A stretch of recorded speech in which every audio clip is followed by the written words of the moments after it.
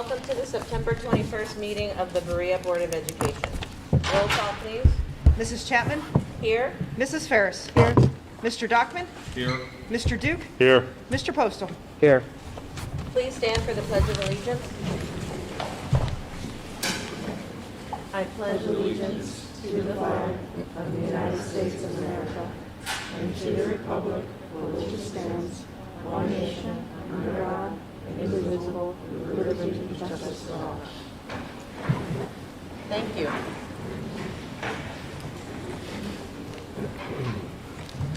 It's recommended that the Board of Education approve the minutes of the August 4th, 2020 Board of Education meeting as shown in the exhibit. So moved. Second. Are there any changes or additions? That, I think, was the longest minutes I seem to recall. 18 pages. And that's why it's taken so long to get them, so. We appreciate China Very much. thorough. Okay, roll call, please. Mrs. Ferris? Yes. Mr. Duke? Yes. Mrs. Chapman? Yes. Mr. Dockman? Yes. Mr. Postal? Yes. Okay, tonight we have a presentation on the resolution that we passed at the July 14th meeting, the resolution of commitment to equity and excellence in education. I'd like to speak to you tonight about that, as well as some conversation that we had at that meeting about the Titan's Fist logo. In reality, these two things, the resolution and the logo, go very much together. Listening. Listening is what we need a lot more of. I've heard many people talk about and spread incorrect information about the logo, so I'd like to start by clearing things up. First, there's not yet been a change to the logo. We simply stopped using it. It was on some athletic uniforms, and our uniforms are on a replacement rotation, so those with the fist currently on them will remain until it is their turn for new ones. Number two, neither gym in the two new schools have the fist logo on the floors. Number three, the softball field does have the logo, but it will not be removed until the time comes to have that turf replaced. Number four, neither the students or the taxpayers voted on any of our logos. The only thing that was voted on was the name Titans, and that was done by students in grades 7 through 12 many years ago before the consolidation. I've also heard a lot of why now? Why are we talking about this right now? And I say, well, why not now?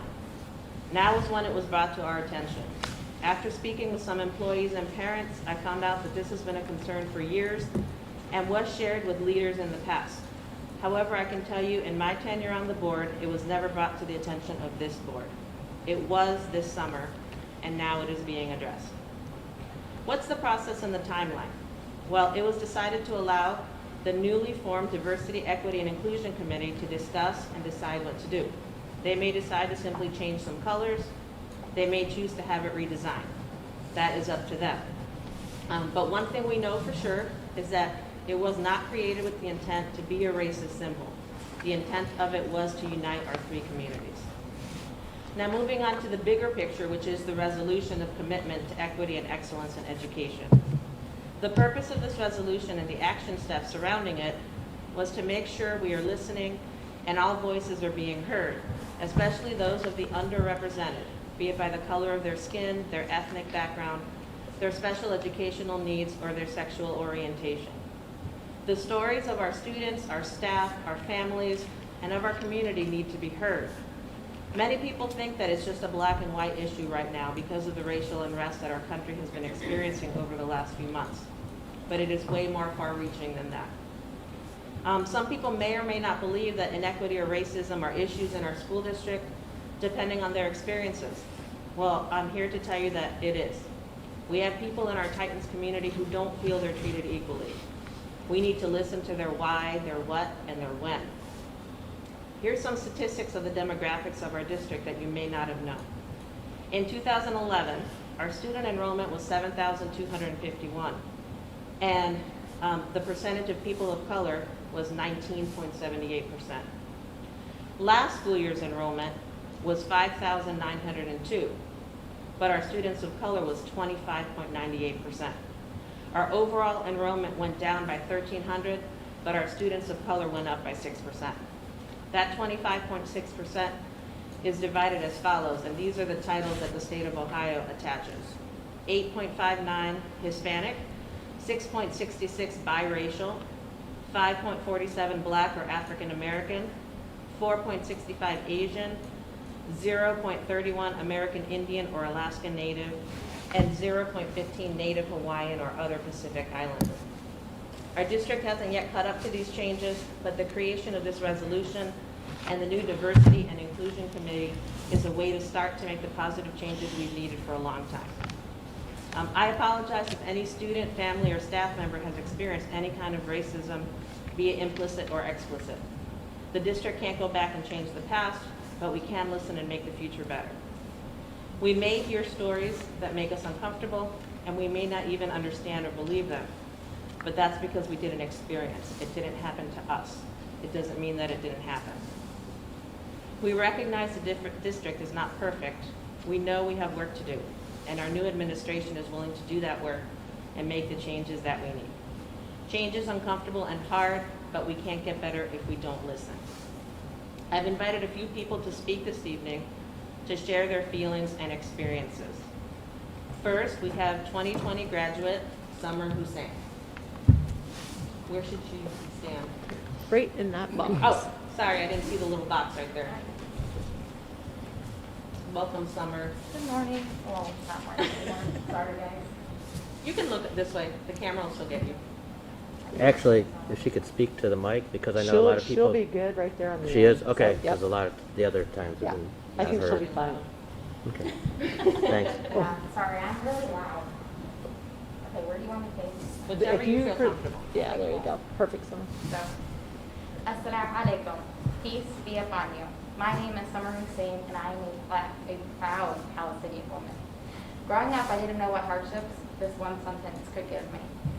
By definition, being inclusive means allowing and accommodating people who have historically been excluded because of their race, ethnicity, or who they love. This is really important because while most people recognize the idea of diversity, they don't recognize the differences that come with it. I remember having to muster up all of my kindergarten power I had to ask my teacher to also buy a cheese pizza because religiously I couldn't eat pepperoni, but I also didn't want to be the burden. Or asking my teacher what I should put as my ethnicity because Middle Eastern isn't listed and I wanted to be included and being able to identify who I truly was. Or when it came to holidays and biblical references, I remember in 10th grade honors English, our class had just read some short story from our book and the class was discussing one part that referenced the Bible. I'm not part of the Christian faith. While I do respect it, I was so left out. The teacher just kept talking and I just had to raise my hand, and once I said that I didn't know what was happening, the teacher looked a little confused and I was like, I look outwardly Islamic and I have never read the Bible. He did slightly explain it and I did understand, but I was a little left out and I felt a little hurt. And the biggest example I have is when it came down to holidays. What a lot of people don't realize is that in the United States, the only holidays we recognize are the national ones and the ones celebrated by the Christian faith. So when it was time to celebrate one of my holidays, such as Eid or Ramadan, I had to explain to my teachers that I would be late to school because I needed to go pray. And all I wanted was for the teachers to recognize that although I was missing my morning, that I was giving up my holiday to also come back to school. Until the 8th grade, nobody really knew that I was a Palestinian or a Muslim because, to be honest, without my scarf, I looked like a typical white girl. But the 8th grade is when I started wearing my scarf and my life gained some really sadly expected challenges. On one hand, I had students that thought it was cool that I would be able to change my hair color every day. I distinctly remember one day I was sitting in the cafeteria eating lunch when Mr. Bowling walked over to me, not being able to see my face, and was already telling me to take down my hood. My initial reaction was to try and explain that it wasn't a hood, but the instant I turned around, Mr. Bowling quickly apologized and went on his merry way. What I hadn't realized when I got dressed that morning was that I was wearing a black scarf and a black hoodie that made it look like I constantly had my hood up, which is against the dress code. On another hand, some students gave me some weird nicknames. For instance, I was a terrorist. I was not part of ISIS. I was also the wife and daughter of Osama bin Laden, which, I guess people thought I could juggle as an 8th grader. The problem with these statements is that while they were harmful, I was more confused than ever. I had grown up with these people. Why did they now view me differently because I wore a scarf on my head and my religion and ethnicity was now visible? Another big problem is that when I did tell an adult, they brushed it off as kids just joking around. I want to emphasize that this brushing off of ideas is detrimental to society's growth. If we continue to disregard that there is a problem, the problem will continue to grow. Flash forward to a few weeks ago, my family was just trying to get some exercise by taking a walk when a man on a bicycle crashed past them and almost knocked my sister over into a ditch while shouting to go back to our own country.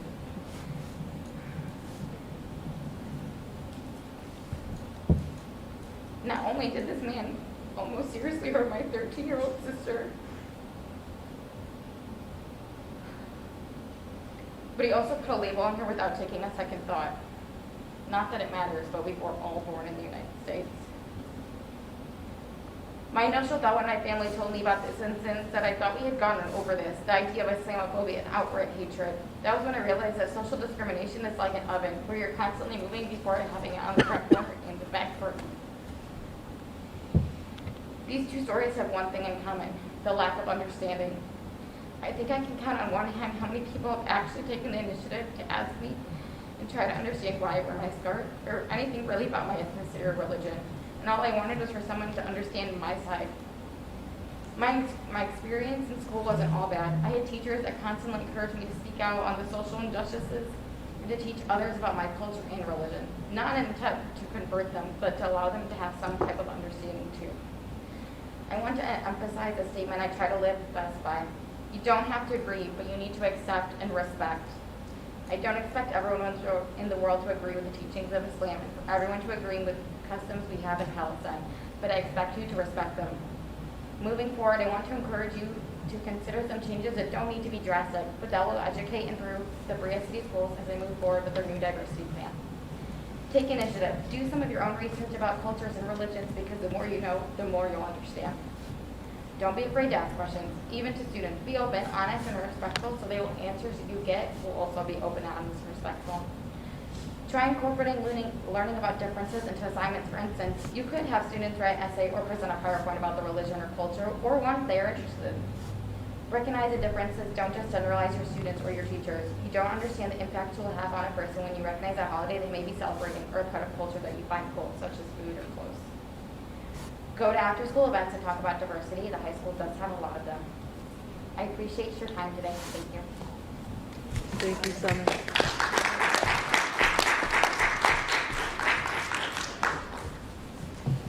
Summer's my neighbor, so I've known her and her family since preschool, I think.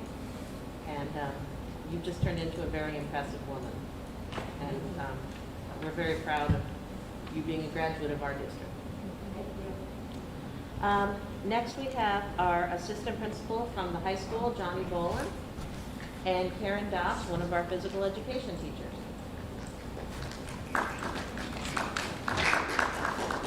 Well, thank you guys for allowing us to be here and speak. And I've spoken with Karen quite a bit on this topic, and I've spoken with some of you on this topic as well.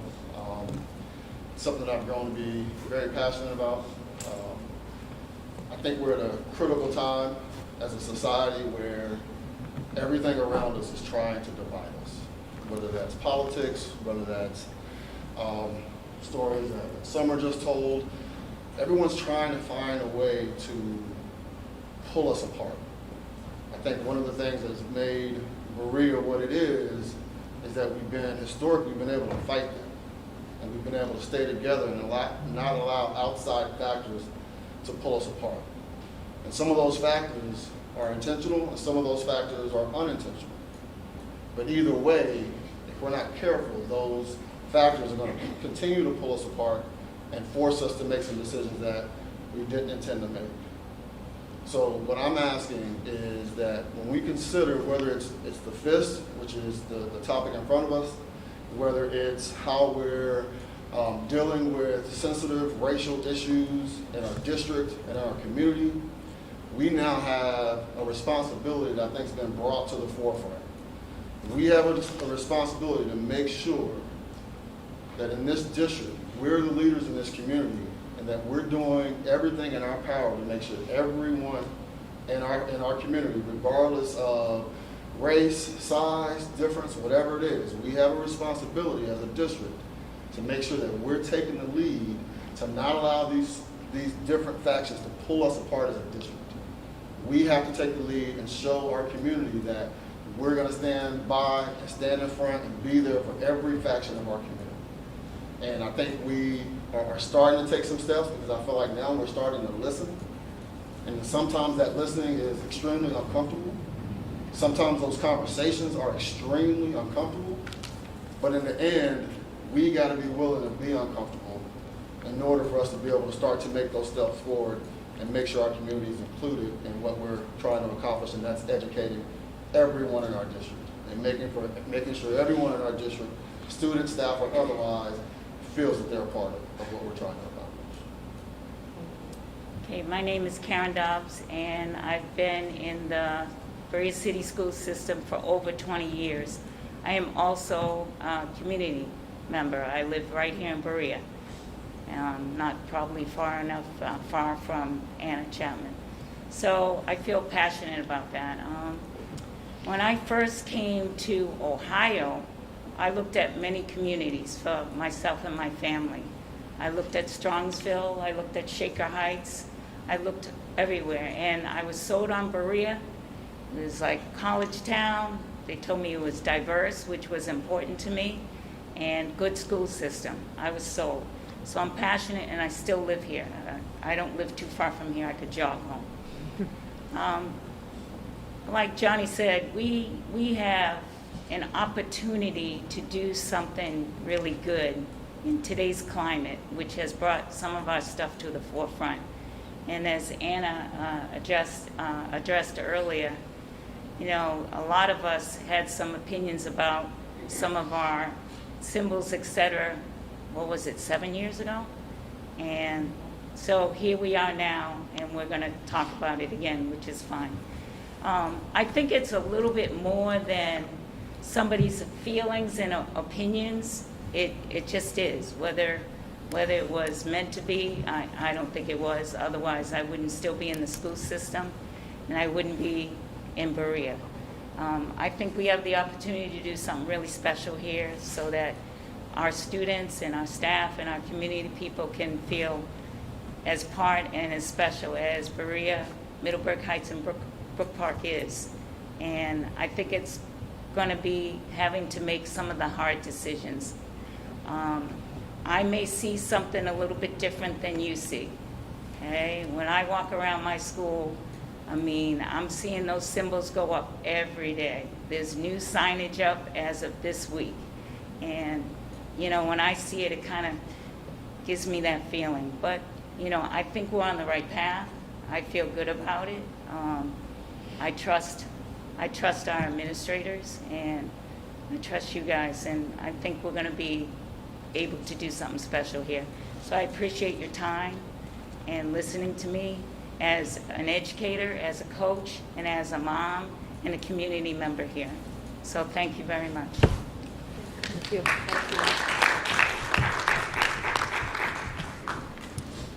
Next, I'll read a letter I received. Actually, it was sent to the whole board and to Mrs. Wheeler from 3 sisters who were recent graduates. We hope this email finds you well. We're writing to voice our thoughts on the July 23rd post on the Berea City School District's Facebook page.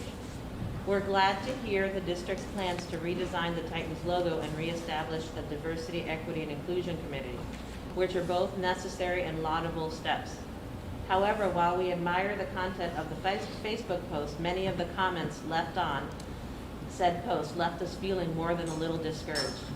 We attended BCSD schools from preschool to the end of high school in the summer of 2013, 2016, and 2017. While we do have some fond memories of our district days, being Asian Americans in a predominantly white school district was not always easy. We were often targeted for our race. Please read the list of what we experienced during our time in the BCSD schools. Racist slurs and actions. Students called us Ching Chong in and outside of school. Students shouted gibberish at us in faux Chinese accents. Students pulled their eyes back to imitate Asian eyes. Students in our Chinese language class made fun of traditional and modern Chinese culture by laughing at it or commenting that it is weird and bizarre. Racial microaggressions. Students touched our hair without permission, saying it was soft and straight because we were Asian. Students commented that our homemade school lunches, which were typical Chinese meals, were strange and weird, which led us to throw away our lunches and either stop eating lunch or eat the school-provided lunch. A student remarked to Callie that he has never seen such a person with such dark black hair. Faculty, staff, and students had trouble telling Erica and Callie apart, even though they were clearly not twins and in different grades. Faculty, staff, and students had trouble telling us apart from other Asian female students. Students said we got good grades because we were Asian, which perpetuates a stereotype that all Asians are smart. Students in Callie's class of 2017 associated the Chinese language class as the class for the weird kids and Asians. Callie introduced her 8th grade Spanish class to Korean pop music videos, and the students commented the male singers look like girls, which perpetuates a stereotype that men have to be masculine. Lack of education on other cultures. Students called the Korean singers by their last name, believing it was their first name because they lacked the knowledge that Koreans' name order is the opposite of Americans. In our U.S. history classes, the curriculum glossed over or completely omitted atrocities toward BIPOC. Our world history class typically viewed other countries from an American perspective. Our Native American class did not focus on the negative impact of white colonization. At the time, we were bewildered and hurt by their actions, but we accepted it because we thought experiencing such indignities was part of our lot in life as Asian Americans. However, after some time passed and we thought about these incidents, we realized that we should not have accepted such behavior because such behavior is simply unacceptable. It's been a few years since we graduated, so perhaps things have changed and progress has been made in making the environments of the Berea City schools more welcoming. After reading the comment section of the July 23rd post, however, we worry that not enough progress has been made and more work needs to be done, ensuring that Berea City schools are safe places.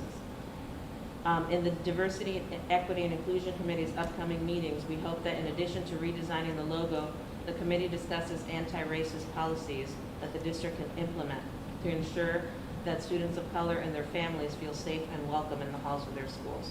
Redesigning it is a great first step, but should not be the only goal. Some other goals should be getting rid of racism and discrimination altogether, teaching students how to be actively anti-racist, and implementing a curriculum that includes perspectives on Native American, United States, and world history and cultures. It is not enough for the district to say that it stands against racism and discrimination. The schools have to be environments where all students can thrive and succeed, not places where they have to withstand in order to receive their education. Thank you for taking the time to read this. Unfortunately, we are not able to attend a board meeting. They live in California now. We just ask that you please keep us apprised of the changes you decide to implement. Respectfully, Emily Trong, class of 2013, Erica Trong, class of 2016, and Callie Trong, class of 2017. And now our last speaker will be 8th grader Gabriel Velanov. If you recall, last week at our last meeting, I had just opened the mail and I received this book and a letter from Gabriel, and it just struck me as something that went along with this topic, and so I reached out to him to see if he could come. He's an 8th grader at our middle school, and his friend Sean Knight, is the illustrator. What school do you go to, Sean? Currently I go to a high school called CVCA. CVCA. Okay, so you guys are just friends. You don't live near each other. Cool. All right, so in your letter, Gabriel, you said that you wrote the book in 2nd grade. Yes. But you're in 8th grade now. Yeah. So what brought you to want to put this together and illustrate it now? No, I met Sean, right? And she's very good at illustrating. We became friends. And, I wanted to decide to put it together because I was very bad at drawing. When we did there was I think it was a contest, the National PTA contest, how to make the world a better place. Instead, I wanted to draw a picture, but I noticed I was terrible at pictures, so I decided the next day, why not, write a book? And I decided to do that, and after all that's going on, and I wanted to write this book, and she helped me to illustrate it, learn to illustrate and stuff. So you just did this very recently? Like put the book together, yes, Yeah. I did. But Last Cool. Here, I'll pass like it around last to year you. maybe? Like, 8-9 months. yeah, 8 or 9 months ago? Yeah. not too long ago, yeah. Okay. So, you were in 2nd grade when you wrote it. Yeah. And what was the prompt? The world would be a better place How if? to make the world a better place if. Yeah. Okay. Would you like to read it? Oh, yeah, no first? problem.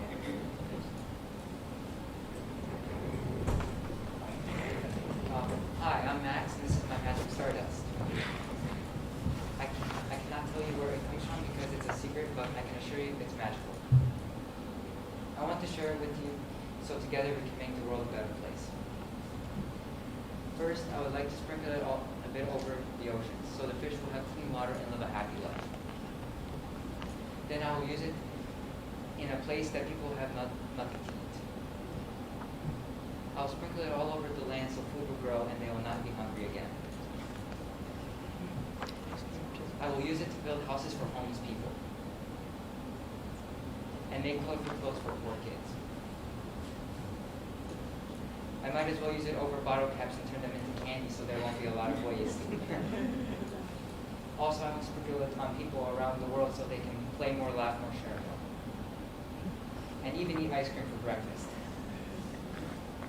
Finally, I will share my magic stardust with you, so you can think how we can change the world and make it a better place. You can use it whenever you like or anywhere, any way you want. And as I said in the beginning, it's magical.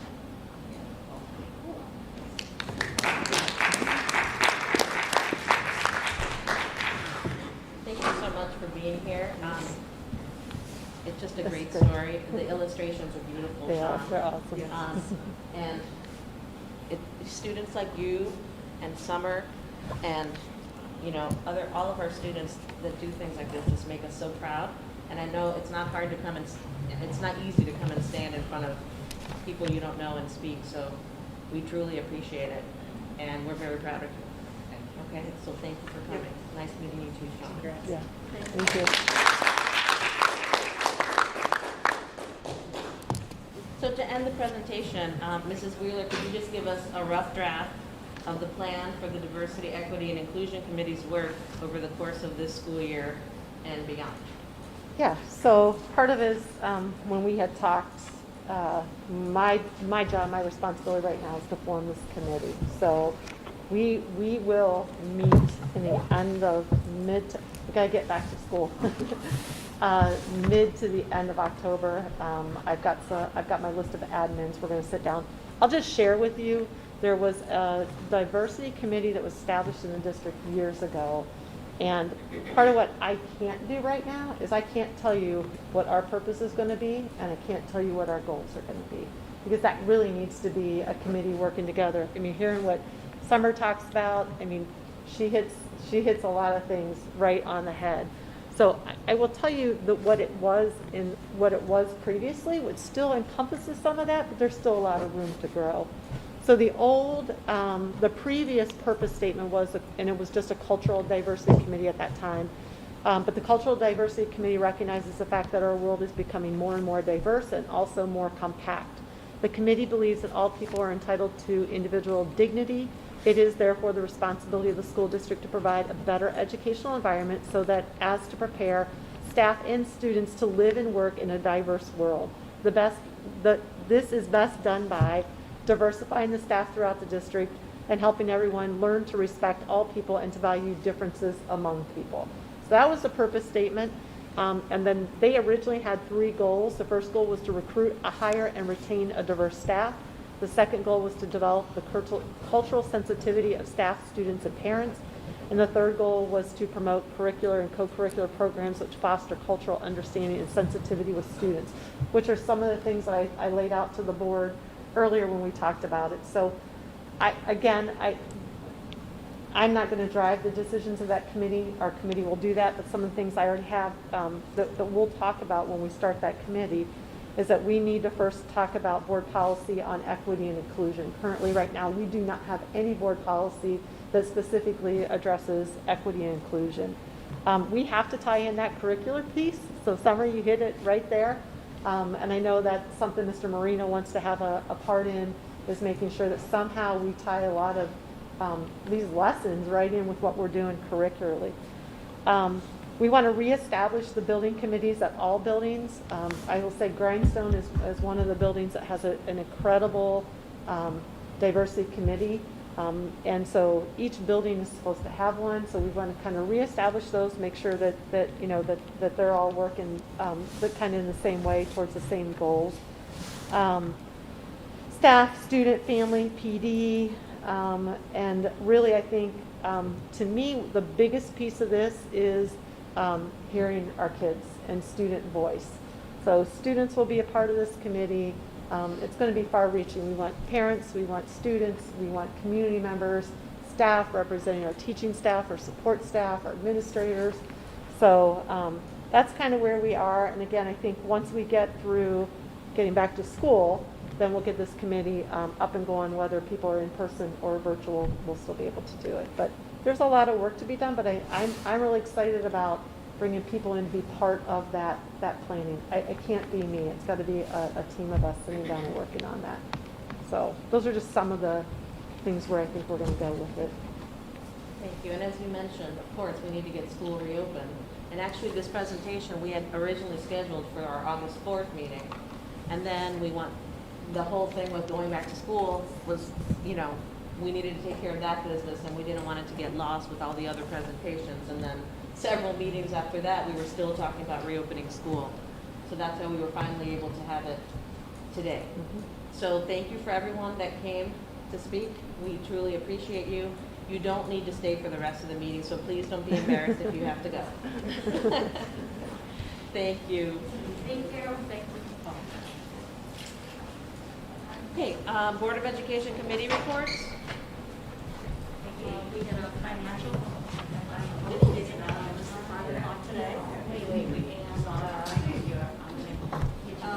Most of the numbers were indeed there for that. Was it Spread virtual or spread out, no, very much spread out in the boardroom. And Jill went over the general. I'm sorry. I went over like the general estimate 5-year forecast. The 5-year forecast, Yeah. kind of from a upper top level, just to kind of let the members know where we are, where we're headed, and we had some good conversations. Mhm. So it's good to be back at it. Yes. This was the first meeting we've had since January was our first meeting. Then pre-COVID, then COVID hit, and we canceled 2 meetings and got back to it at this meeting. It was nice to have the conversation, to have the dialogue. There's another one planned for November, Mhm. so we'll be discussing the construction budget at that next meeting. Great. Thank you. Anything else? Okay, Board of Education comments? The ribbon cutting ceremonies were just great. I mean, we couldn't have asked for better weather. Thank you to Tracy and all the staff that planned them. It was perfect. Thank you to the choir for performing, the kids that helped us cut the ribbon.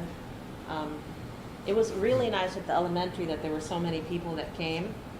I wish we could have been able to do that at the high school, and we will eventually, but it was just nice to see their excitement, especially the kids. So thank you for making that possible. Anything else? Public participation, recognizing any member of the public who wishes to comment regarding non-agenda related items and agenda items.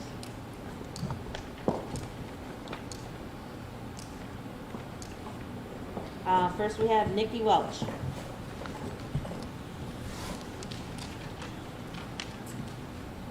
Good evening, and thank you for allowing me to address the board. I am thankful for all that the BCSD administration, staff, and teachers have done over the last several months to meet children's educational and nutritional needs during this public health crisis.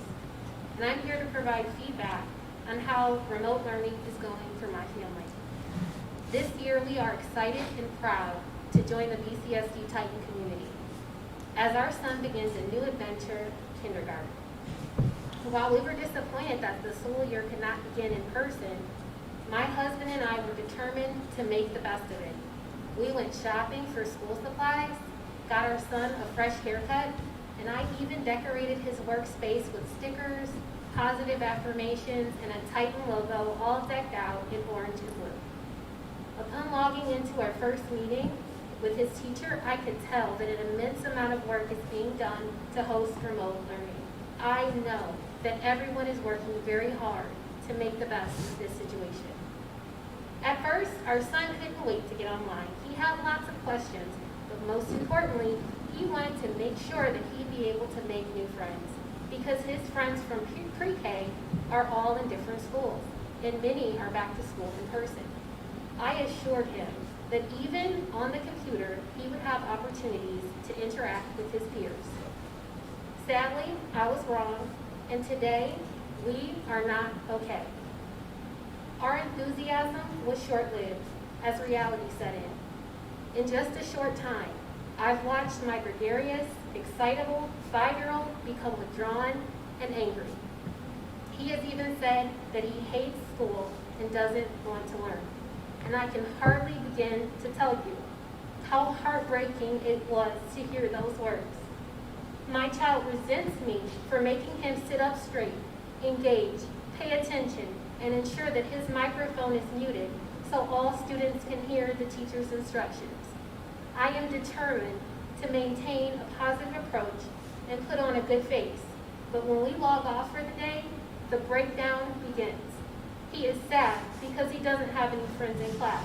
He is bored because he is not being challenged. He is angry because he wants to move and dance and jump and play and engage with classmates. All of the activities that make school and kindergarten fun for a child. We are not okay. It has become apparent to us that the online model is not working for our young learner. It does not suit his learning style, and his educational and emotional needs are not being met. We fear this experience will adversely shape his view of learning.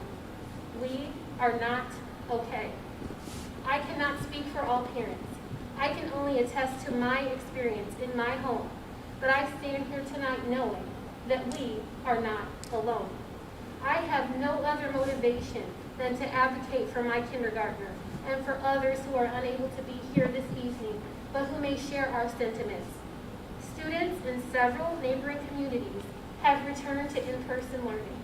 I am afraid BCSD students will be left behind.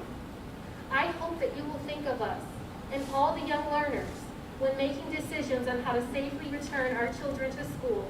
I pray that parents, district leadership, teachers, and staff can work together to make in-person learning an option for families who wish to participate on October 5th or sooner. Because our son is not thriving. He is not okay. Thank you. Thank you. Thank you. Chad Fine.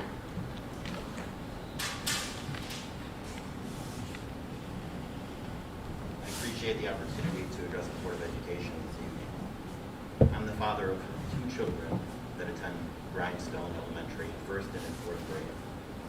My children love Grindstone. They love the teachers, they love the staff, and they miss it terribly. We all do.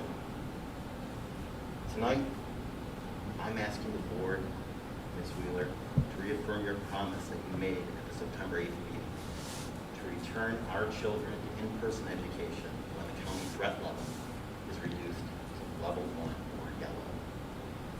Because remote learning is also not working for my family. My children are angry, frustrated, they act out, they're bored, they're disengaged. And when they act out, they're not just acting out with each other.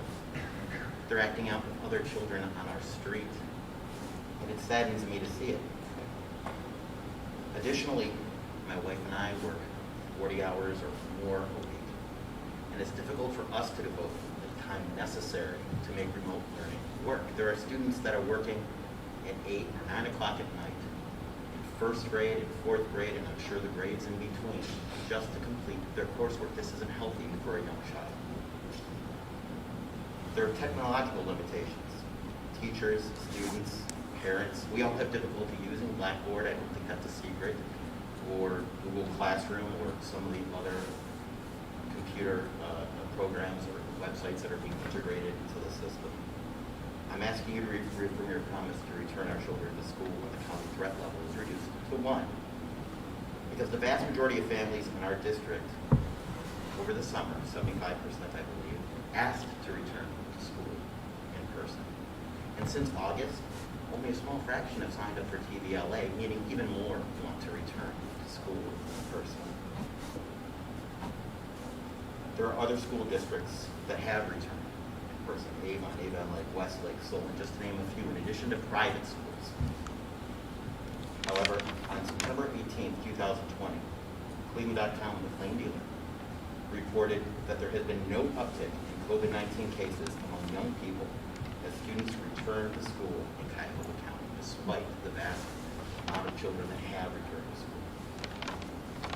There are 1.235 million people in Cuyahoga County.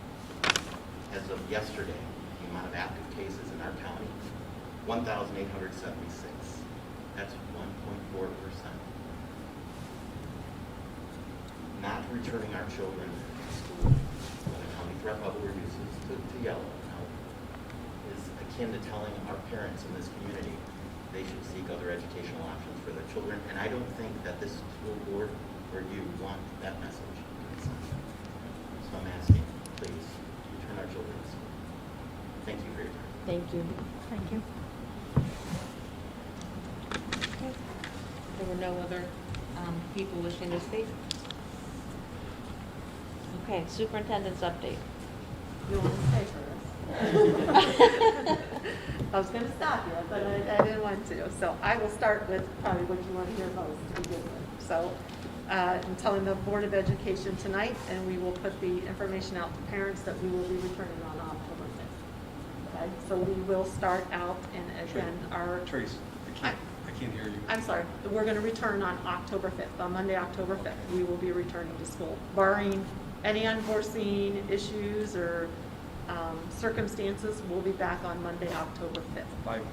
5 days? No, in hybrid. Oh, okay. Yeah, we will, the plan right now is out there is that if we go to yellow, then we would move to 5 days.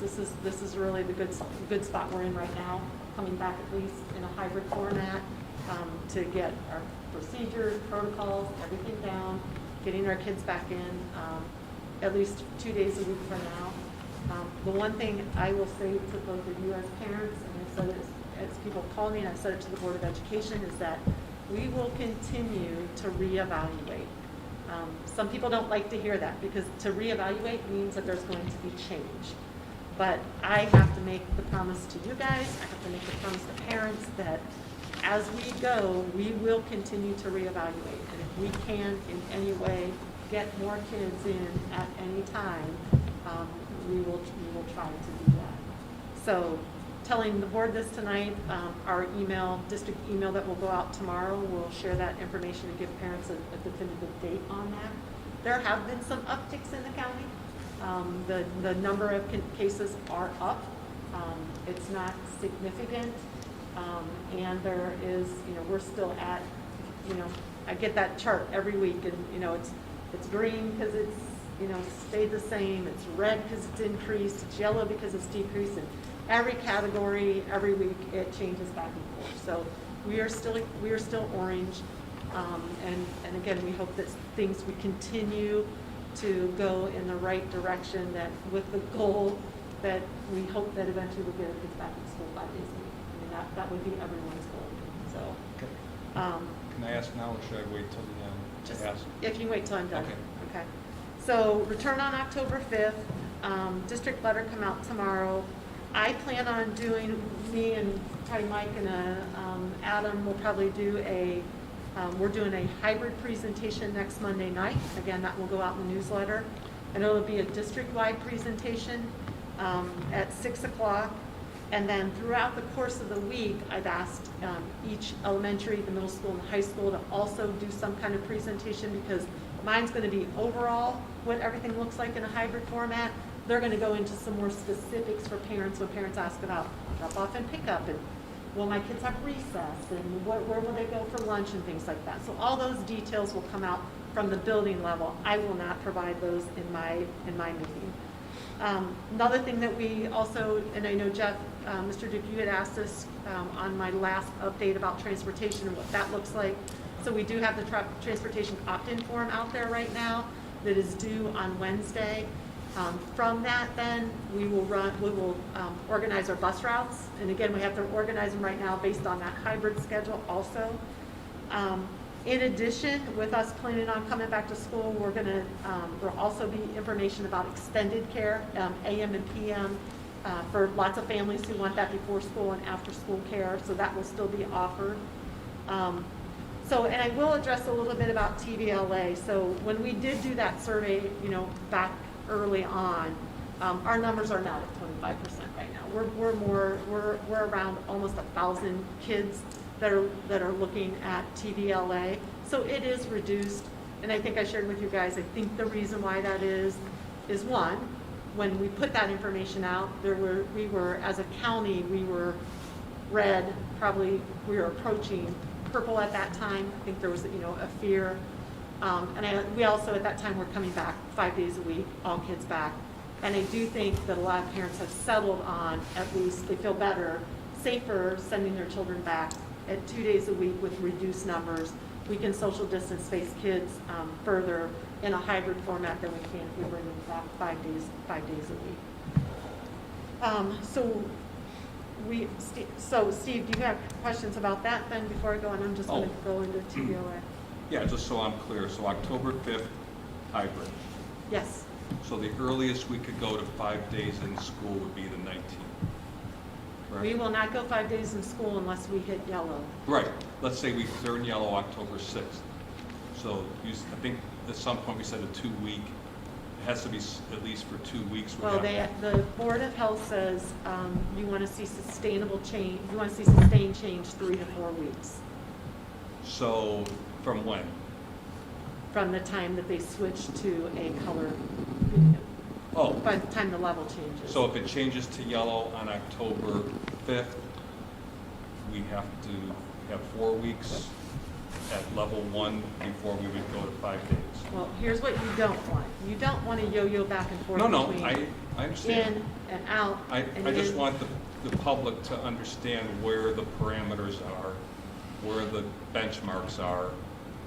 So what the county is telling us is that 1 week in yellow, even if it's 1 week in red, right, or 1 week in purple, when you go into those levels, you could be there for a week. And then what they say is, what they're looking for, and what we should look for too, is that those numbers are sustained. They say sustainability takes anywhere between 3 to 4 weeks to really, like right now, we're in a groove right now. We're in orange. That has been very well sustained. So that's why we feel good about coming back. So I'm not going to put an exact number on it because I think, again, I look at 3 to 4 weeks. It could be because, there could be another factor out there that we need to look more closely at. But I would say anywhere 2, 3, 4 weeks in there. But we wouldn't go right the next day into 5 days a week and then go orange next week and have to go back out. I wouldn't expect that. I just don't want it to be sustained as a subjective opinion. I think we need objective benchmarks, and you've stated them. Level 1, 3 to 4 weeks.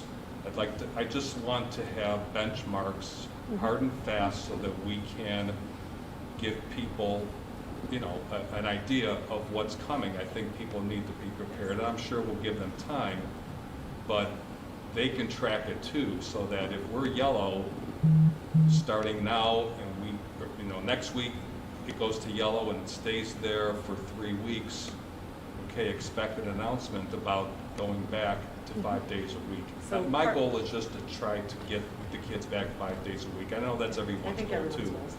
So part of this too, you also have to remember is if we do that, there's also going to be change, because then we also have to put back out to families. You're going to have families who say, I'm comfortable with coming 2 days a week. I'm not comfortable coming with 5 days a week. So that also impacts our virtual opportunity potentially, because we have to be able to provide that opportunity to families who do not feel safe or comfortable sending their children back to school. So again, it's also time for us to make the next set of changes that we need and to be able to put that information out to make whatever educational changes we have to make to also accommodate other families if that's the case. Because there will be families, and again, that's why I think the TVLA numbers are lower right now than where they were when we surveyed earlier, is because more people are comfortable bringing them back in reduced number of days a week. So that will also be something that we have to have time for. We also have to have time, we've got to rerun bus routes. I mean, there are things that, I think I told you guys that from the very beginning when we talked about remote learning and coming back, is that we can't turn it on a dime. So we'll watch the trends, but then also as a district, we have to have time to prepare for that, to bring kids back 5 days a week. Okay, well, let's just shoot for November 2nd, that we're ready to come back 5 days a week. Is that fair? No, we're not yellow right now. I No, can't no, no. shoot for. Let's think positive. Let's just say that. I am not putting a timeline out there. I can't. No, I'm not. I'm not saying, I'm just saying in our planning that we need to prepare to get to 5 days a week by a certain date. Whether it gets there or we don't know, but let's think positive. Things are going to stay the same. They're going to get better. We're going to be in yellow tomorrow for the next 4 weeks. We should have a plan in place, or at least a tentative plan, to go back to 5 days a week on November 2nd. Whether we get there, we may not get there, but I think that should be a goal. That should be I can't say that again because once we. December 2nd. I can't, Steve, I am not going to put a date on that, just like I didn't put a date on this one until we got close enough that we know this still looks good and where we stand as a county. I am not, because here's what happens. You asked me to put a date on it. When November 2nd comes. I'm saying internally, Tracy. But Steve, we can't do that either. So internally, again, as I said, there are things that we have to put in place. I understand. We can't do bus routes right now for what we think might happen on November 2nd. Why? Because if we say we're coming back 5 days a week, we're going to have to find out now what other kids and families are not going to return to school. And we've already heard, again, we want kids back 5 days a week. That's our goal. As long as we can do it and maintain the health and safety of our students and our staff. That's what we have to also remember. That's our goal when we started out with this. So I don't want to put a date on it because there are things internally that we have to still do that will take us time. I'm not going to put a date on November 2nd. We'll keep watching the updates from the county as they come and make adjustments where necessary. Steve, is more of what you're getting at that the planning to come back Yes. 5 days a week should just continue going? Yeah. Not planning necessarily to. a date attached to it, that it should still be in the plan. Yeah, You should we're like protocols, everything that we're Right. doing in the buildings, that's all set. We had that plan done in June. Yes, Right. that plan was done. So we were So you done just with said- 5 yeah. days a week. What Which we plan is can't done do in is, June? 5 days a week. Oh, Right. so that's ready to go. The plan, the yeah. plan has been Okay, ready. that's all I'm asking, Mike. Yeah. That's all I'm asking. Yeah. Plan in place, doesn't have to be 100% ready to go, but we should be working towards that 5 day a week plan Yeah. starting The today. 5 day a week plan is done, but all the other details that go The along with specifics. coming back in 5 days in person, Okay. I cannot put a timeline Okay, but we on. can work toward that. Yeah, when the data shows that we need to Mhm. start working towards it, there's nothing I can do right now. No. with TVLA, No. bus routes, We just want to staffing, hit the we ground can't do running, that. you know, I'm just saying, let's hit the ground running, and let's not say on November 2nd, November 12th, November 15th, whatever, we're not ready. We've had since June to get ready, so let's be ready if and when, and Right, hopefully so- my expectations are we're gonna be in yellow. I'm just gonna think that way, because I just want to get this over with, but, I understand. I'm just thinking, we're gonna be in yellow tomorrow, we're gonna be in yellow for the next 4 weeks. Okay, let's ramp this up, let's be ready. November 2nd, I think is fair, but I'm not saying we have to put that out there as we're not doing anything definitely, but just, I just feel better that I heard that there's plans that they're The in plan for place. 5 days a week was done. The plan, it's really not much different than the plan to come back in hybrid, but it's the specifics and the details that we can't even start till we are projecting that we're coming back. So the 5 day a week plan is done.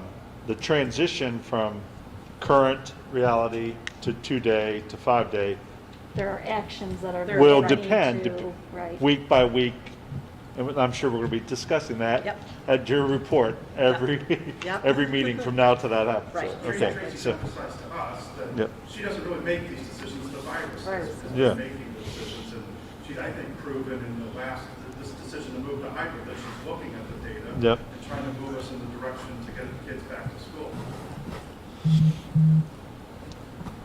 So next steps, just TVLA real quick. We right now, and again, we're working, Steve is working on filling the positions for that. That'll all happen this week. So we pretty much updated you on that. So I have a question about, I want you guys to think about upcoming board meetings, whether or not we're still gonna do them live, and where we're gonna make kind of our permanent location. So what I put in my notes to you on Friday was that if we are still going to live stream it, we can't do it at the board office because we're too close together, and that's a problem. I think I talked to Jeff and Anna on Saturday that we do have a PD room at the high school when the band, choir, and orchestra rooms are ready. So that won't be till December. So you guys just need to make two decisions. One, do we stay here for now? And are we going to continue to live stream? So we It- can stay in it's- Grindstone. Yes, we it's can stay okay, here. okay. Yes. Maybe I misread Yeah, I thought we read had your to move comment from that Grindstone. we No. needed to move. Okay. No, we're good. So- We're so- good. So unless you want a different location, whatever, we can stay here. And then I think that room at the high school, that PD room is going to be really nice. But like I said, we can't get in there. I would shoot for the January meeting for the first time we get to use that, so. I think as long as we're in a hybrid model and we can't have the full, public attend the meeting, having the live stream, we have the tech, is a really good, open communication tool and continue to do that. Yes. So Okay. wherever the location works best for, the tech staff, I think we're okay with Yeah. that. Okay. At least I am, I don't. Absolutely. They can go anywhere, so. I've been wanting to have it recorded or streamed or broadcast or whatever for years. So I'm actually thankful that we're doing Yeah. this now. And I would like to continue to do it. I think it's I think we're reaching more people. I do, and Mm-hmm. and I think there's less speculation Yes. as far as, you can't hide anything when it's all right there. So I think it just shows how we operate and how open we are. So how about we just stay here? If that's, Perfect. that If works. there's any reason we need to go somewhere else, we will, but this is Let's just easy. stay here. Everybody knows the setup. Okay, so we'll stay here. Just, There wouldn't be an issue come, say, November, December with like basketball or right sports or now- anything We like that. should be nice. Right now, we're not, Okay. we are not doing any outside permits, and if we did, this would take precedent over, Okay. or as long as we have that on the calendar, they can't schedule over this. Okay. So that's a good point, though. Families know this too, it's coming out, we told staff. So remember when we did the schedule for this year, coming back, there originally were 2 work days for staff and a PD day. But in preparation to get back and get, staff the PD that they needed for remote learning, we took away one of their work days and promised them that we would add another work day prior to us coming back in person. So this Friday will actually be a work day for staff. So their principals, teachers are already starting to let families know that Friday there won't be the office hours on Friday, but individual staff are working on their Titan team time and whether or not they're going to check in during the week through an email or whether they'll still do their Titan team time on Friday from 9 to 9:30. So that was a day that was owed to them. And the only other thing I put in your, it was kind of information, no information, I had put in your update on Friday about the district report card. So if you've taken a look at it, there's no grades. And just because of the lack of data this year and everything, so that you kind of saw that there are no grades, no rankings, nothing assigned. So that's pretty much the update on the report card for this year. So I know that there's still a lot of discussion out there. We're bringing our K through 3 kiddos in for math, Adam? 1 through 3.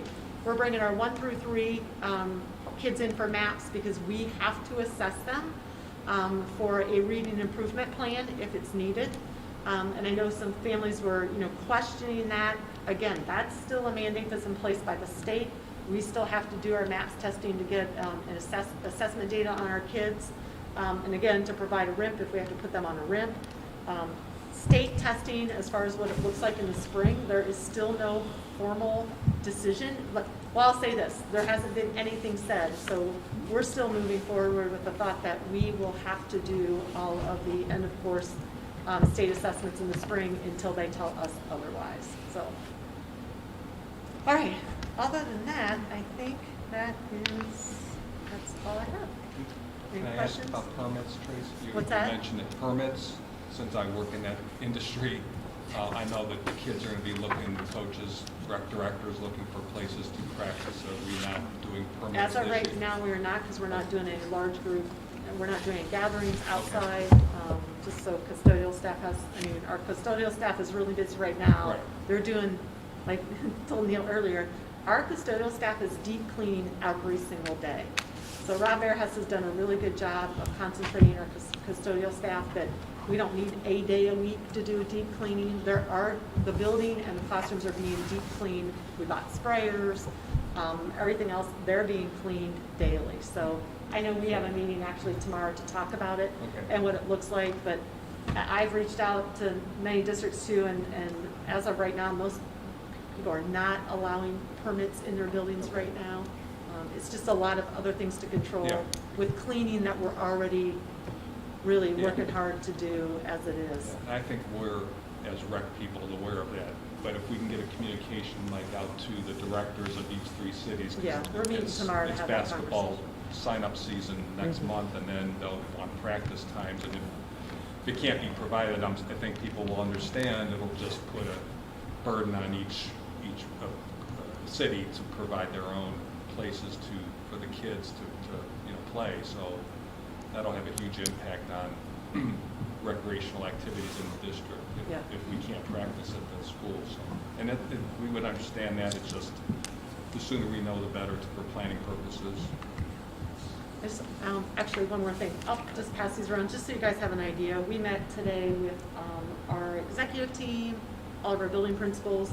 This is really what they're working on right now. It just gives you an idea of the outline of what each of our buildings is working on.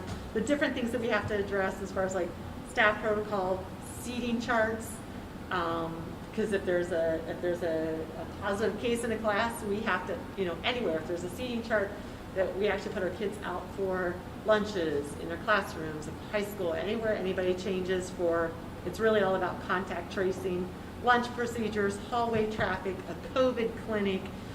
So it just gives you an idea. Again, we did all this planning. This is all the details and specifics then within each building that all of our building principals are working on right now, just to give you an idea of that.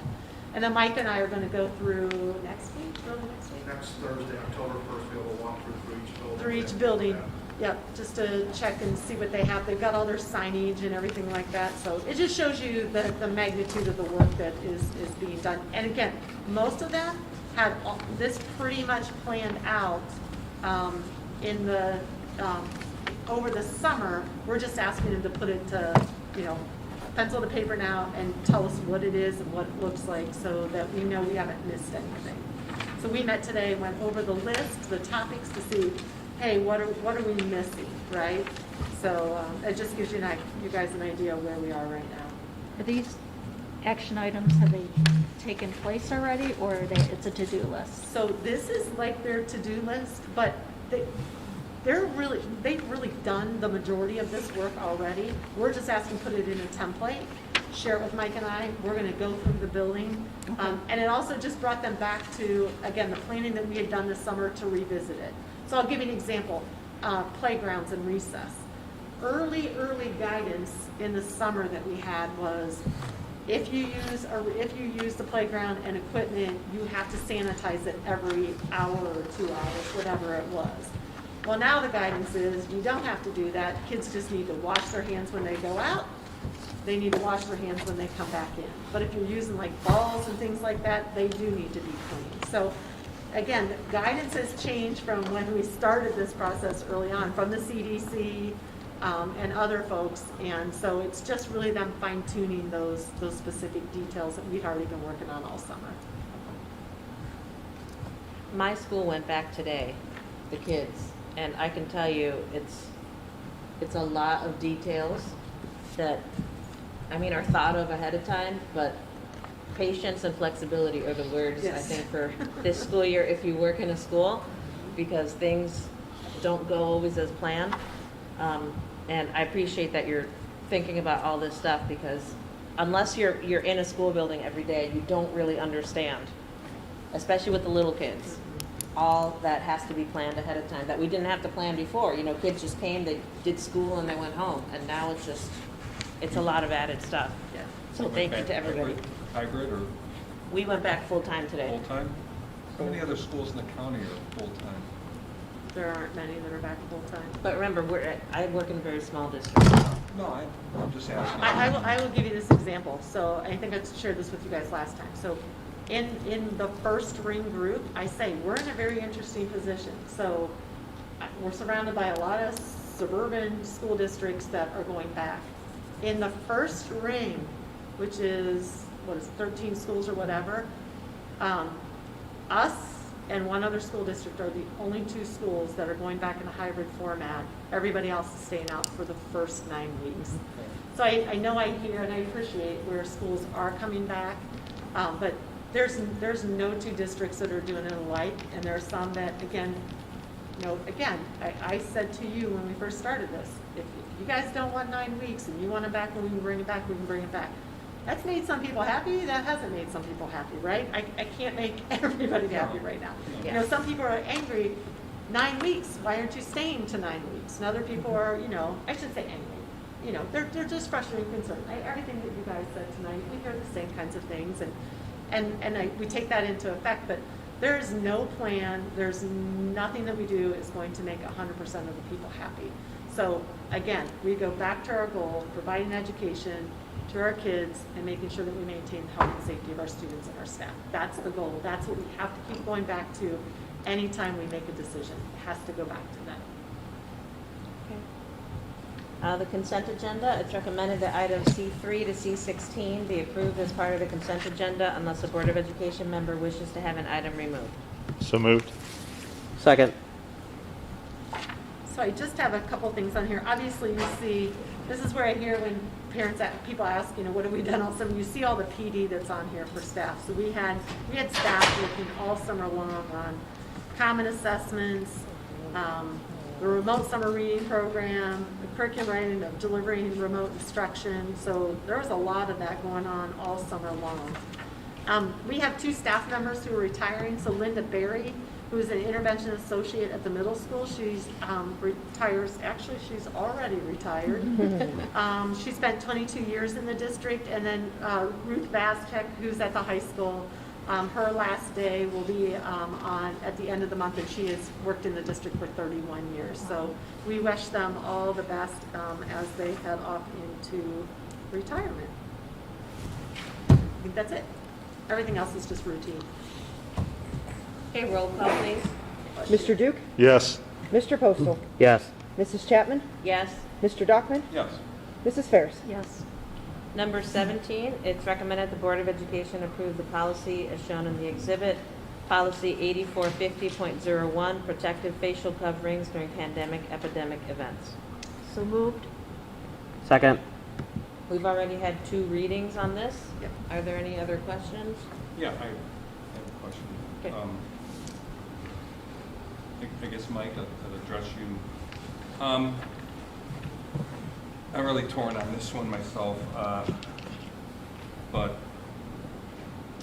the disciplinary action, can you walk me through what happens when a child refuses or can't, or for some reason just it's not working for him, for wearing a mask in kindergarten?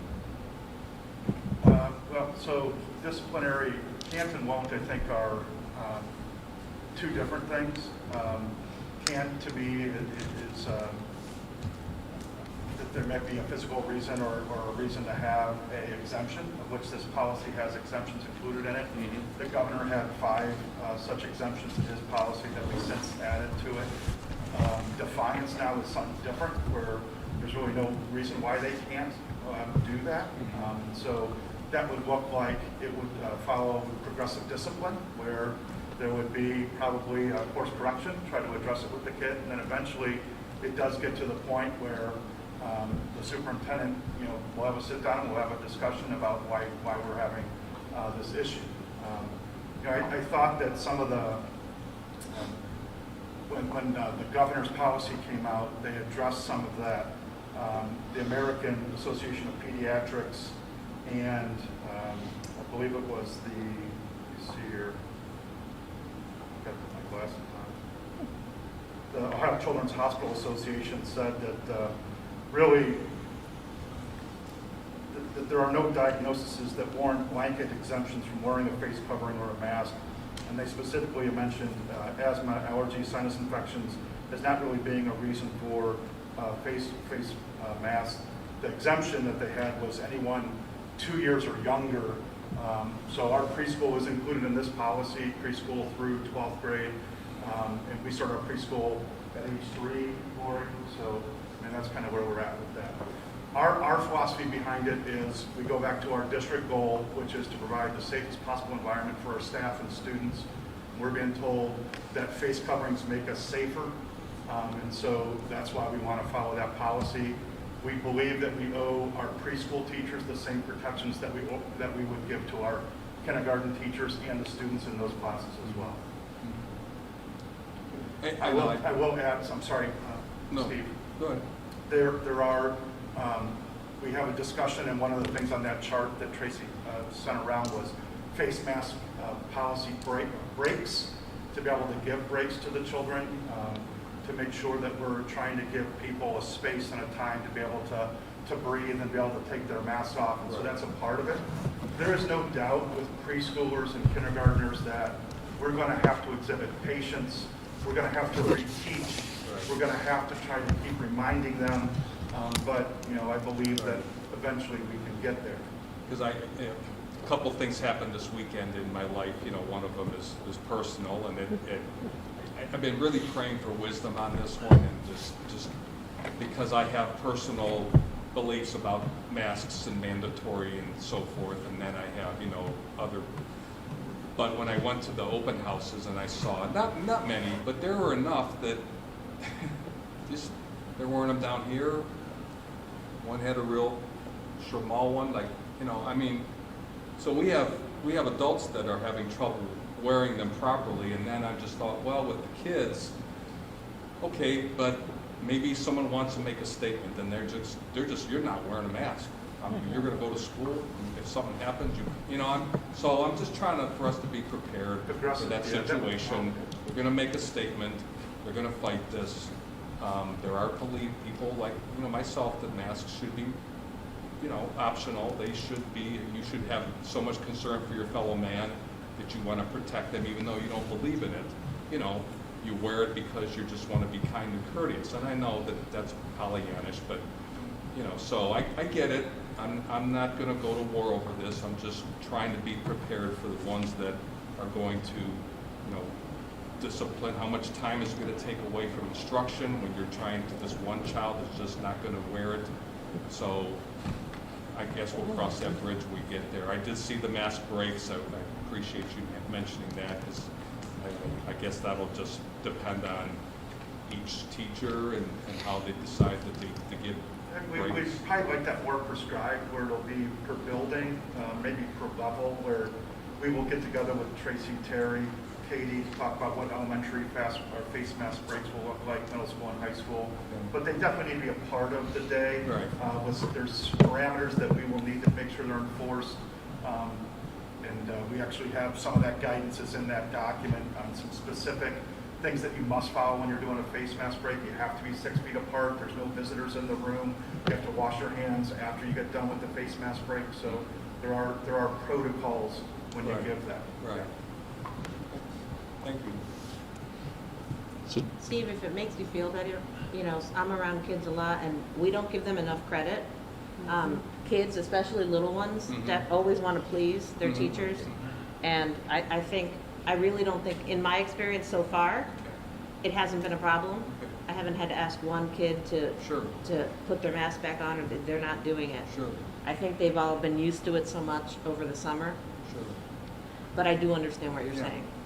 Yeah, I know one little guy who would be, that I just had come into my life that would be wearing them, you know, because, and I think, you know, but I don't know if everybody explains why Right. it's necessary, it's not, you know, we don't. So I know at one point pre-K through 2 was recommended optional, and then it became mandatory. That's just that age group. The older ones, okay, but the younger ones, the threat is not, it's just not there, but again, I'm gonna do it just out of the courtesy for other people, and I'm not gonna oppose it for maybe what I have as personal reasons. Just a point of clarification for me.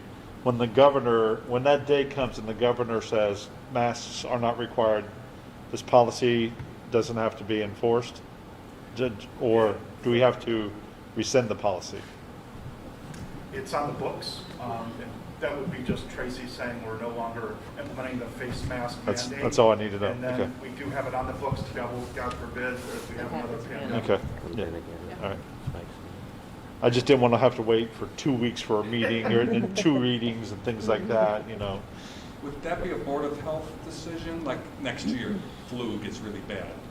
Is that something that the Board of Health would say, or the governor would, I guess, would say? It's not, you wouldn't make that a unilateral, Tracy, like, So if it's a mandate, we have to follow. no, no, yeah. Mandate versus, yeah. we We'd have to get follow the direction, I would mandate. assume, from the health department. It says pandemic or epidemic, so if the Board of Health declares a local epidemic, Correct. so.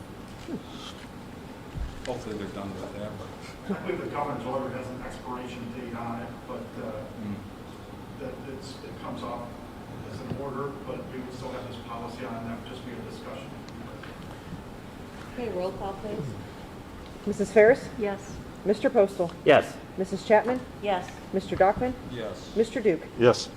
Number 18, it's recommended the Board of Education approve the amendment to the existing nursing services contract between Southwest General Health Center and the Berea City School District to provide school health services to the district from September 3rd, 2020 through October 30th, 2020, reflecting the reduction in nursing staff during remote learning as shown in the exhibit.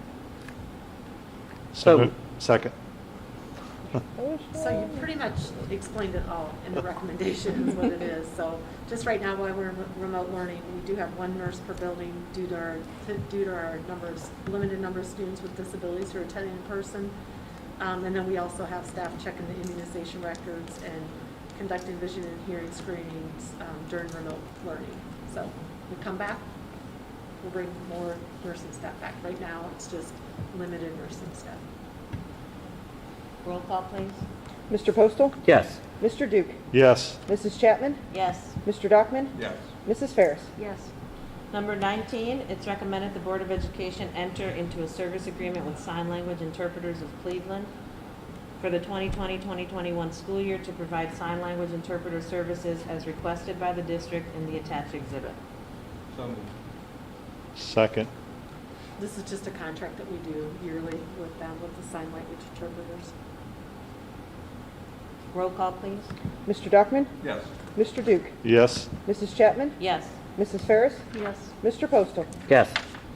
Number 20, it's recommended the Board of Education approve the memorandum of understanding between the Berea Federation of Teachers regarding class size as shown in the exhibit. So moved. Second. So this is just a change, we did an MOU with the union just for this year. All it has to do with, so right now if we have overage in a class, let's just say kindergarten. Let's say there's 22 kids in kindergarten, their class limit is at 20, and we would, as long as those 2 kids over, we would originally have paid them for the entire semester. So what we did is just changed it to quarter because we know that kids are going to be coming out with TVLA. And so we worked with the union to change that language. That's Well- just, oh, I'm sorry, that's just, yeah, this is for this year. Okay, Yeah, thanks. correct. I see it. Roll call, please. Mr. Duke? Yes. Mrs. Ferris? Yes. Mrs. Chapman? Yes. Mr. Dockman? Yes. Mr. Postal? Yes. Number 21, it's recommended the Board of Education approve the re-roofing project for Berea Mid-Park Middle School 5th grade wing with Durolast with a 15-year warranty for the cost of $136,183.76 as shown in the attached exhibit. Installation of the Durolast roofing system will be provided by Amco Roofing of Copley. So moved. Second. Is this a different part that? This is actually the 5th grade wing, the MEC building, Right. where the connector goes back. We're going to re-roof that whole MEC building. I meant not the news. Not the connector, no, but the actual building itself. It did not Yeah. get re-roofed under the Right, project. okay. We've had some issues with that roof, probably one of our worst roofs in the district at this point in time. This money is coming out of the construction budget. There is surplus in the construction fund, and as promised, we would use that money wisely to start replacing some roofs. We do have some roof issues at the middle school and at Big Creek. They're looking at warranty work on any roof that has a warranty on it right now to get those back up to where they need to be. This is the start of it. So we'll look to do this, and then as we move into probably spring, we'll look to see what's remaining in the construction budget and use it wisely on the rest of the roofs. Did we get multiple bids on this? This is actually through a consortium type program. Durolast and Amco were the vendors that have done a lot of work in the district and also have done that did the work at Big Creek over the gym roof. But this is actually through consortium pricing tips, the tips program. So this is like, it's already been bid out through tips. Kind of like the state of Ohio purchasing Yes. programs Yes. and things like that. Yep. And when will the work start on this? I believe as soon as possible. Is it? Yes, we'll schedule as soon as this is approved shortly. Okay. We'll look to schedule that. Right, our goal is to get them in here as quickly as possible before students come back. So you don't have delays with extended bid Right. process? Okay. Okay, roll call, please. Mr. Dockman? Yes. Mr. Postal? Yes. Mrs. Chapman? Yes. Mr. Duke? Yes. Mrs. Ferris? Yes. Number 22, the policies in the attached documents are being presented for first reading. They are on employment of administrators, evaluation of principals and other administrators, non-discrimination on the basis of sex in district programs or activities, religion in the curriculum, interscholastic athletics, employment contract, eligibility of resident and non-resident students, sexual violence, removal, suspension, expulsion, and permanent exclusion of students, due process rights, investments, student fees, fines, and charges, waiver of school fees for instructional materials, purchasing and bidding, procurement of federal grants and funds, purchasing small unmanned aircraft systems, and religious patriotic ceremonies and observances.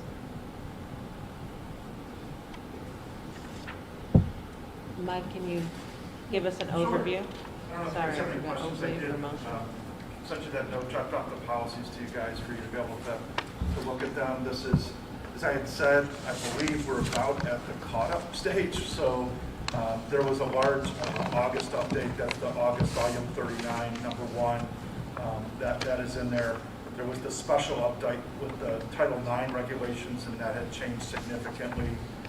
Significant training that's been a part of that. Mr. Slovachka, myself, and Lori need to still do our training, but Vincenzo's already been trained and prepared in that process. So that's changed significantly. And then there was a couple other updates from volume 38 and from volume 36 that we should be really, really close to caught up now. And I know that's been a lot of policies for the board. But I don't know if you guys had a question about any of them specifically. Be glad to try to answer them for you.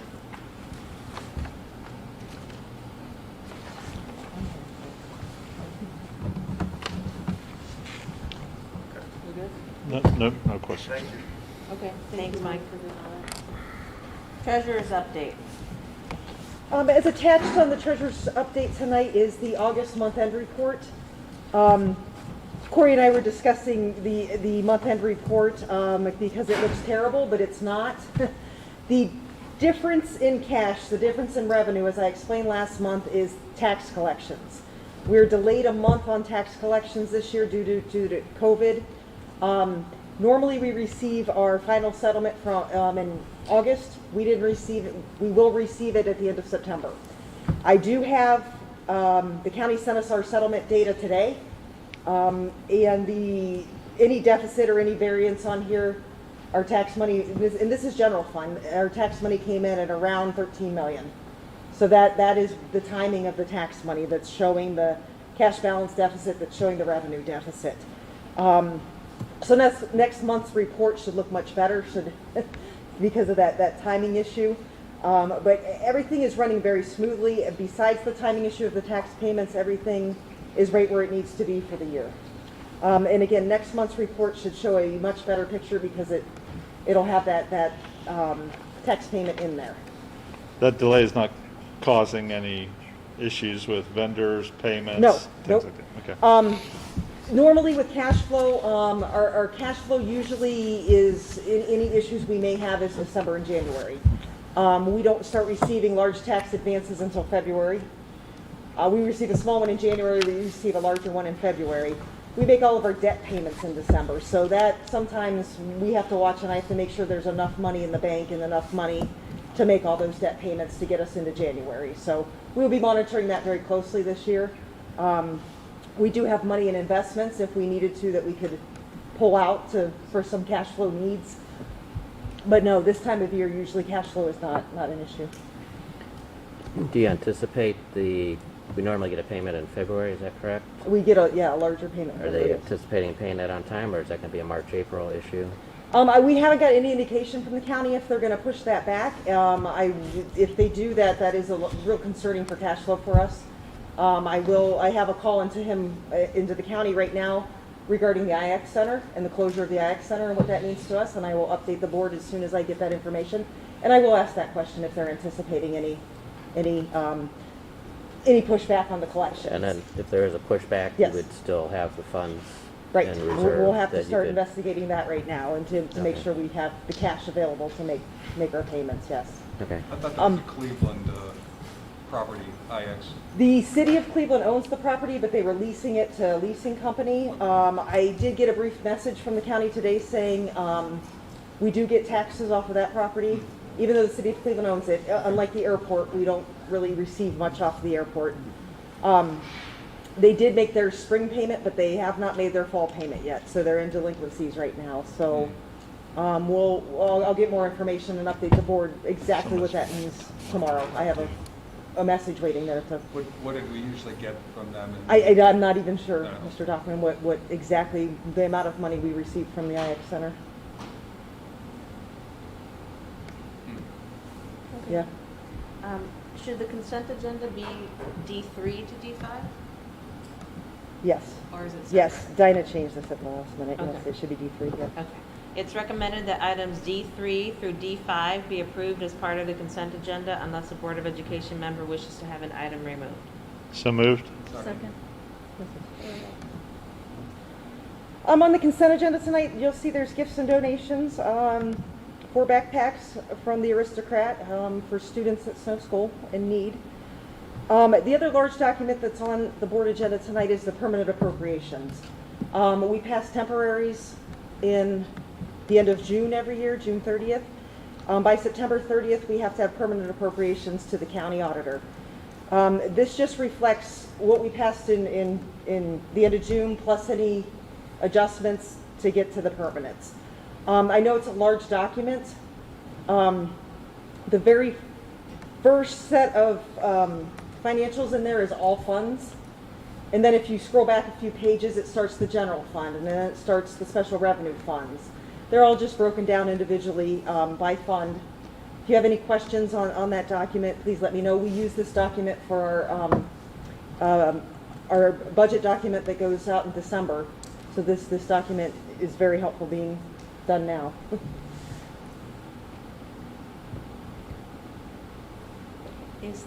Last time you mentioned that portable unit at St. Bart's? Yes, I have We will have that on the next agenda. I just got the information from our attorney. It came last minute, so I just hadn't had time to get it to St. Adalbert's to look at it and review all the information. It will definitely be on the next agenda. I have to email them all the resolutions and make sure they're in agreement with them. Roll call, please. Mr. Duke? Yes. Mrs. Ferris? Yes. Mrs. Chapman? Yes. Mr. Duckman? Yes. Mr. Postal? Yes. Can I have a motion to adjourn? So, second. Duckman, Postal. All in favor? Aye. All ready. Thank you, 8:30. everyone. Thank you, Dave and Chris.